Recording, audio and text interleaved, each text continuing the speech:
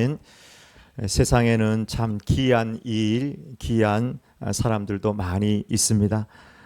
인도의 쉬리타르 칠날이라는 사람은 64년 동안 손톱을 길렀다고 합니다. 뭐하려 저 쓸데없이 저런 짓을 했나 그래가지고 기네스북에 올랐다고 합니다. 일을 할 수가 있나. 밥은 오른손으로 먹는다 치더라도 엄지손가락이 197cm 그 2m 정도가 된다고 합니다. 길어가지고 똘똘똘똘 말려가지고 있어요. 기네스북에 올랐다고 좋다고 지금 저러고 있습니다.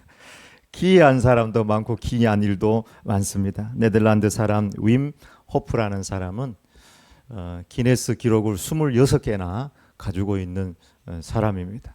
아이스맨으로 유명한 분인데요. 손이 차갑거나 발이 차가운 사람들은 윈 호프 호흡법을 하면은 손발이 다 따뜻해진다고 합니다. 보통 사람은 저 얼음물에 들어가 가지고 5분도 버티기 어려울 건데 저 사람은 112분을 버텼다고 합니다. 우리 같으면 죽어버릴 거예요. 심장이 멈춰가지고 죽을 거예요. 근데 윈 호프 호흡법이라는 것을 하면서 저 이겨내는 거예요. 영하 20도에 반바지를 입고 하프 마라톤을 하고 반바지 입고 신발은 신고 에베레스트 산 등반을 한 그야말로 기이한 일을 행하고 기이한 사람이라고 할 수 있습니다. 저 사람이 그런 얘기를 했다고 합니다. 내가 하는 것은 누구든지 할 수 있습니다. 훈련하고 각성하면 이미 그 사람은 그것에 도달해 있을 것입니다. 훈련하면 된다고 하는 것이죠. 기이한 일, 기이한 사람이 많습니다. 그런 기이하고 이상한 일 중에 하나가 있다면 바로 예수님의 탄생이지 않을까 이런 생각을 해봅니다. 첫 번째 예수님의 탄생은 전무후무한 성령님의 역사입니다. 다 같이 한번 읽어보겠습니다. 예수 그리스도의 나심은 이러하니라. 그의 어머니 마리아가 요셉과 약혼하고 동거하기 전에 성령으로 잉태된 것이 나타났더니. 성경에도 보면 많은 기이한 일들이 기록이 되어 있는데 그 중에 하나가 있다면 오병이어의 기적이라고 할 수 있습니다. 물고기 2마리, 보리떡 5개, 5천 조각을 내어서 나눠 먹은 것이 아니라 그것을 5천 명 아니 2만 명이 배불리 먹고도 12바구니를 남긴 정말 입지적인 기록이라고 기적이라고 할 수 있을 것입니다. 근데 이런 입지적인 기적이 신약에만 나오는 것이 아니고 사실은 구약 열왕기 하 4장에 보면은 엘리사도 오병이어와 비슷한 기적을 행하였습니다. 이제 보리떡 그때는 20개와 채소 한 바구니 정도 한 마대 몇 마대를 가지고 100명의 배고픈 신학생들이 먹고도 남았으니까 오병이어의 기적과 같은 일들이 있었습니다. 홍해의 기적도 마찬가지입니다. 그야말로 입지적인 기적입니다. 앞에는 홍해가 갈려 있고 뒤에는 애굽 군대가 쳐들어오는데 어떻게 할 수 없는 이런 진퇴양난의 상황 가운데서 돌아서서 차라리 싸우다 죽는 것이 낫겠다 이렇게 해야 될 형편인데 하나님께서 길을 여셔서 홍해를 마치 육지를 건너듯이 건너갔던 사건이 입지적인 기적이 기록되어 있습니다. 근데 이런 홍해의 기적이 사실은 또 가나안 땅에 들어갈 때도 요단강의 기적이 있었던 것이죠. 그때는 추수 때가 돼가지고 물이 막 요단강에 차 있었는데 제사장들이 이렇게 법궤를 메고 탁 들어가니까 물이 위에서부터 말라가지고 갈라져서 이스라엘 백성들이 요단강을 가르고 가나안 땅에 들어간 기적이 또 성경에도 그대로 기록되고 있습니다. 입지적인 기적이기는 하지만 전무후무한 유일무이한 기적은 아니라는 것이죠. 근데 동정녀 탄생의 기적은 성경 어디에도 없는 전무후무한 유일무이한 기적이고 기이한 일이라고 할 수 있을 것입니다. 어느 역사에도 이런 역사는 나오지가 않아요. 죽었다가 살아난 기적 그런 건 생각보다 많이 있더라고요. 소생한 기적이. 교회 안에만 교회 역사 안에만 있는 것이 아니고 세상 바깥에도 이런 기적들은 사실 있습니다. 근데 성경의 다른 기적들은 다 믿어도 처녀가 임신을 해가지고 애를 낳았다. 이걸 어떻게 믿겠습니까? 도저히 믿을 수 없는 기사죠. 그래서 예수 안 믿는 분들은 이것은 예수님을 좀 더 뭔가 이렇게 신화화하기 위해서 그렇게 동정녀 탄생을 했다고 탄생 설화를 만든 것이다. 이런 식으로 이제 이해를 하는 것이죠. 그러나 우리가 이 성경의 말씀을 믿어야 될 몇 가지 이유가 있습니다. 그 첫 번째는 당사자 마리아도 처음에 이것을 받아들이고 믿지 못하다가 믿게 되고 받아들이게 되었다는 사실입니다. 두 번째는 더 화가 났을 수 있는 그의 남편인 요셉도 동정녀 마리아가 임신을 한 그 사실에 대해서 거부하다가 천사가 그 밤에 꿈에 나타나서 그 아이는 성령님으로 잉태된 것이니 두려워하지 말고 그녀를 데리고 오라는 이 말을 듣고 그걸 믿고 받아들이게 되었다는 것이죠. 이런 당사자들이 믿고 받아들였는데 우리가 뭐 대단하다고 거부하고 뭐 따지고 그럴 필요는 없다는 것이죠. 세 번째는 그 이후 교회의 전통이 바로 예수님의 동정녀 탄생을 받아들이고 또 그것을 우리의 신앙의 고백에 집어넣었다는 것입니다. 성령으로 잉태되어 동정녀 마리아에게서 나시고 라고 그렇게 교회 전통은 고백했고 2000년 동안 계속해서 그 신앙 고백으로 우리는 예배 때마다 신앙 고백을 드리고 있습니다. 네 번째는 성령님이 하신 일임을 성령님께서 하신 일임을 오늘 성경에 두 번이나 성령으로 일들을 했다고 강조하고 있습니다. 여러분 사람은 할 수 없어요. 근데 성령님은 할 수 있어요. 왜요? 천지를 창조하셨고 죽은 자를 살리는 능력, 전지전능한 능력을 가지고 계시기 때문입니다. 천지를 창조할 때 여호와의 신이 수면에 운행하셔서 온 천지 만물을 창조하신 그 능력이 마리아에게 임하였을 때 그에게 잉태되었다는 사실입니다. 그럼 왜 굳이 좀 우리가 믿기 힘든 이런 기적, 전무후무한 믿기 어려운 기적을 통해서 예수님께서 오셨는가 하는 것입니다. 하나님께서 꼭 이런 방식으로 예수님을 이 땅에 보내야 되었던 이유가 있습니까? 요셉의 자식을 통해서 요셉의 아들로 이 세상에 오면 안 되었던 것일까요? 가장 중요한 이유는 첫 번째, 예수님께서 죄가 없으셔야지 십자가에 죽을 수 있는 자격이 있습니다. 우리를 대속할 수 있는 자격이 있다는 그 사실이에요. 우리도 세상 살면서 이 세상에도 어떤 사람은 다른 사람을 위해서 희생하기도 합니다. 맞습니까, 여러분?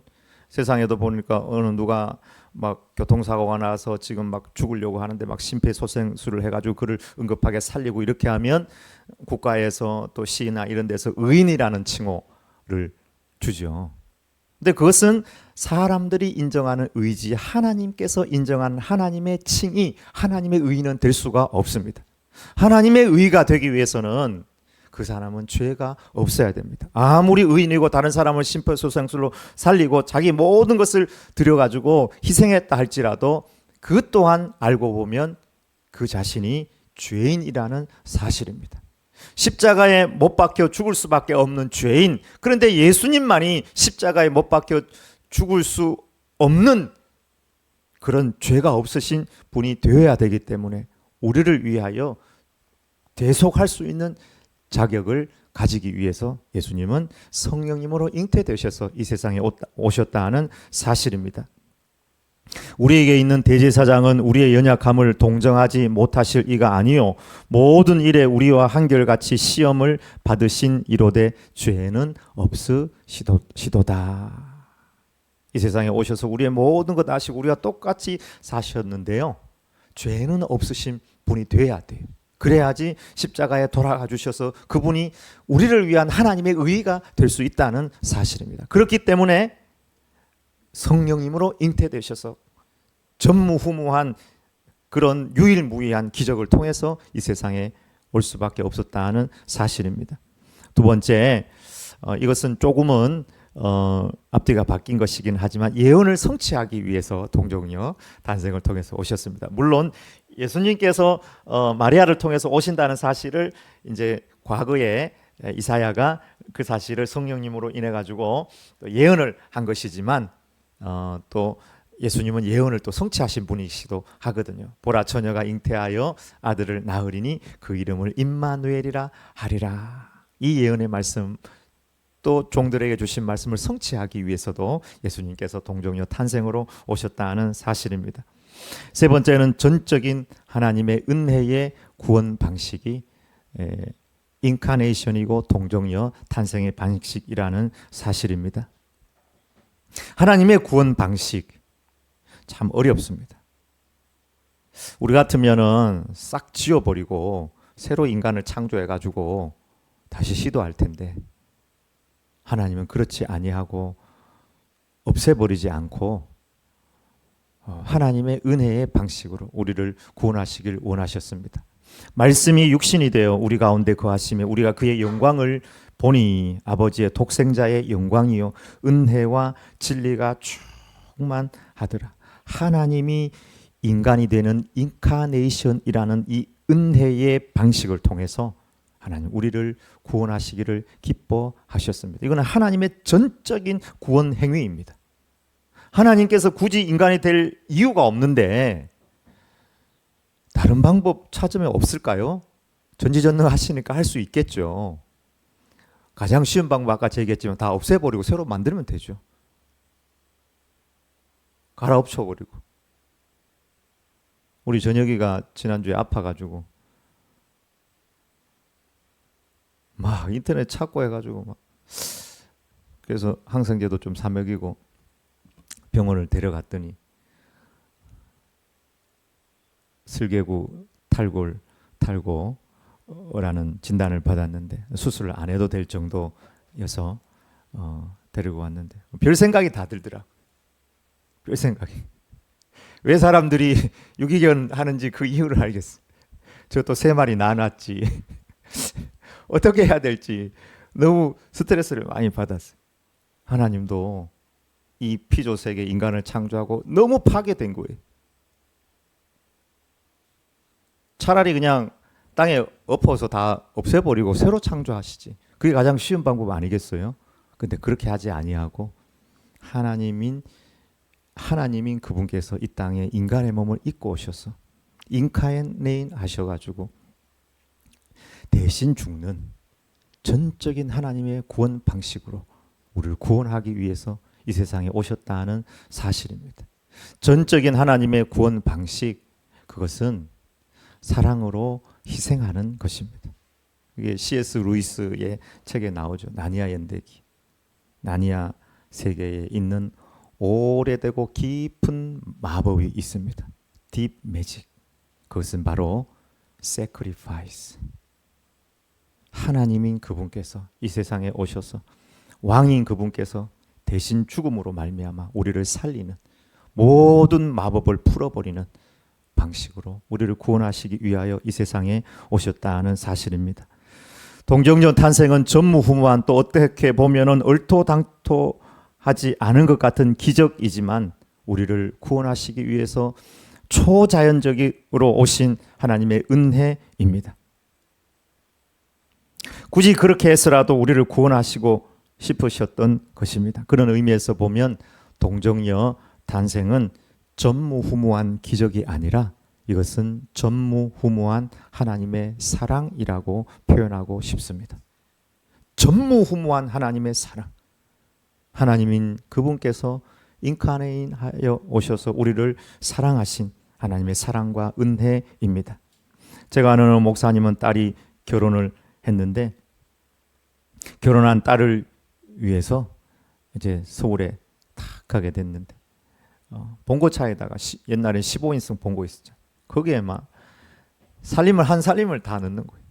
예, 보니까 수건하고 이불하고 뭐 망치하고 하나에서 10가지 다 챙겨가지고 자기가 직접 운전해서 가는 거예요. 아빠 수건 이런 거 우리 집에도 많아. 아빠 망치 이런 건 왜 자꾸 집어넣어가지고 갖다 주려고 그래. 좀 과하다고 생각할 수 있겠지만 그것은 아버지의 사랑입니다. 세상 어디에도 없는 동정녀 탄생을 믿느냐 못 믿는다의 관점에서 바라보는 것은 아버지의 마음을 몰라도 아무 모르는 것입니다. 전무후무한 이 동정녀 탄생은 전무후무한 주님의 사랑입니다. 어느 마을에 철교의 다리를 올리고 내리고 관리하는 한 아버지가 있었습니다. 하루는 어린 아들과 함께 그 일터에 나오게 되었는데 배가 지나가니까 그 다리를 올렸습니다. 배는 지나가고 저쪽에서 이제 기차가 온다는 음이 이제 울렸습니다. 그래서 이제 버튼을 누르면 다리가 내려가서 그 기차는 지나가게 되는데 자기 아들을 찾아보니까 아들이 없는 거예요. 보니까 그 다리 자기가 관리하는 그 밑으로 내려가 가지고 그 기계에 몸이 끼어 있는 것입니다. 내려가서 그 아이를 빼면은 많은 사람들이 희생하게 되어 있습니다. 결정해야 될 순간에 그는 할 수 없이 많은 사람들을 구원하기로 하고 버튼을 누를 수밖에 없었습니다. 아들은 죽었고 열차 안에 사람들은 모두가 무사하였습니다. 성경은 우리에게 이렇게 말합니다. 하나님이 세상을 이처럼 사랑하사 독생자를 주셨으니 이는 그를 믿는 자마다 멸망하지 아니하고 영생을 얻게 하려 하심이니라. 독생자를 이 세상에 전무후무한 방식으로 보내셔서 우리를 구원하시기 위하여 보낸 동정녀 탄생은 다른 것이 아니라 전무후무한 주님의 사랑입니다. 이 대림절 기간, 성탄의 기간은 다른 계절이 아니라 사랑하는 계절인 줄 믿습니다. 두 번째, 드러내지 않는 요셉의 영성, 담요의 영성입니다. 한번 읽어보겠습니다. 그의 남편 요셉은 의로운 사람이라 그를 드러내지 아니하고 가만히 끊고자 하여. 2000여 년 전에 유대 지방의 이 야콘은 결혼과도 같은 구속력을 가진다고 합니다. 에루신이라고 해서 서로 간의 합의와 서약으로 이루어져서 결혼과 똑같은 법적 효력을 누린다고 합니다. 그래서 그 기간에 상대방이 어떤 부정행위를 하였으면은 그것은 중범죄에 해당한다고 할 수 있습니다. 예수님이 이렇게 성장하셨을 때 바리새인 서기관들이 현장에서 가늠한 여인을 데리고 왔을 때 사람들 손에는 돌멩이가 쥐어져 있었습니다. 투석경을 하겠다는 것이죠. 현장에서 가늠하였으니까, 성적인 범죄를 하였으니까 죽이겠다고 한 것이죠. 그런 시대였으니까 이 예수님의 탄생은 마리아와 요셉에게 있어서는 정말 청천벽력 같은 어떤 그런 일이라고 할 수 있습니다. 그런데 약혼자 요셉은 자기의 아기가 아닌 것이 확신함에도 불구하고 마리아를 위해서 그를 드러내지 않고 가만히 끊고자 하였다고 말할 수 있습니다. 훌륭한 마음의 소유자입니다. 성경은 그를 의로운 사람이다 이렇게 이야기하고요. 근데 의로운 사람은 어떤 사람이냐 성경에 여러 가지로 해석할 수가 있겠지만 의로운 사람이라고 해놓고 그에 대해서 설명할 때 가만히 끊고자 하여 하는 것으로 봐서는 하나님께서 정말 기뻐하는 의로운 사람의 삶은 덮어주는 영성을 가진 사람이라고 할 수 있습니다. 만약에 고발하고 공개 재판을 했다면은 마리아와 예수님의 운명이 어떻게 되었을지 정말 모르는 장면입니다. 그런 의미에서 보면 사실 예수님은 정말 말구유에 그곳에 오신 것이 아니라 요셉의 따뜻하고 배려하는 마음의 구유에 오셨다고 이렇게 표현할 수가 있을 것 같습니다.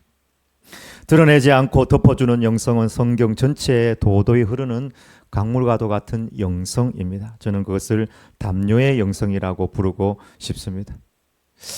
샘 야벳의 영성은 담요의 영성을 가지고 있습니다.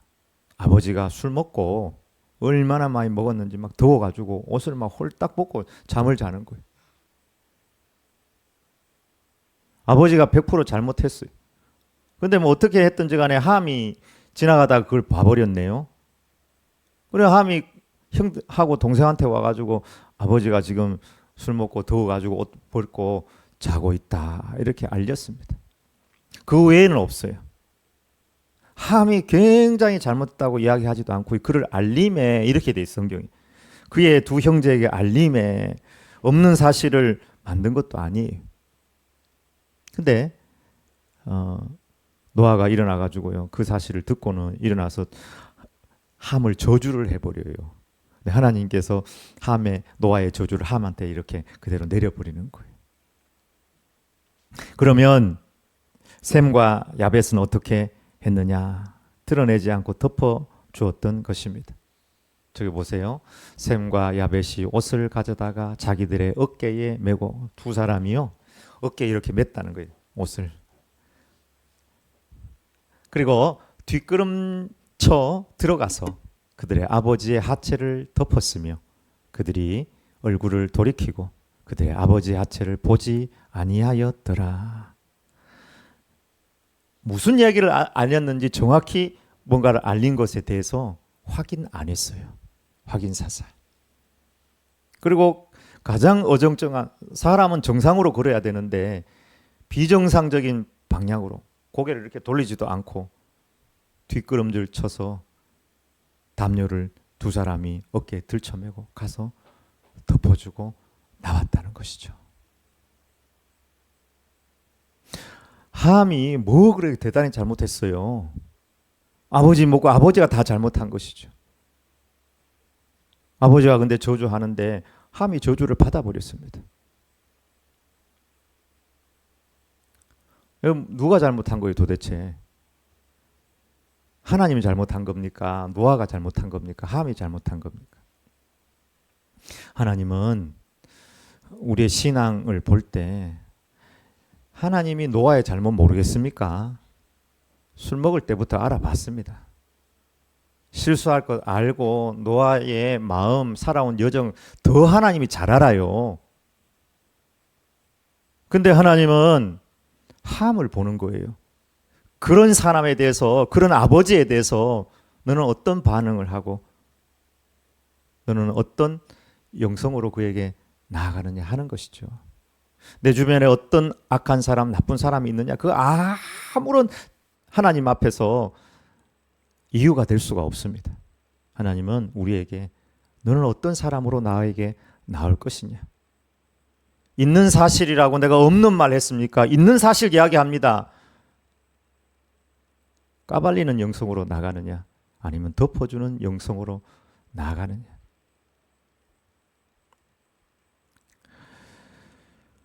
여러분, 있는 사실이라도 말하지 마세요.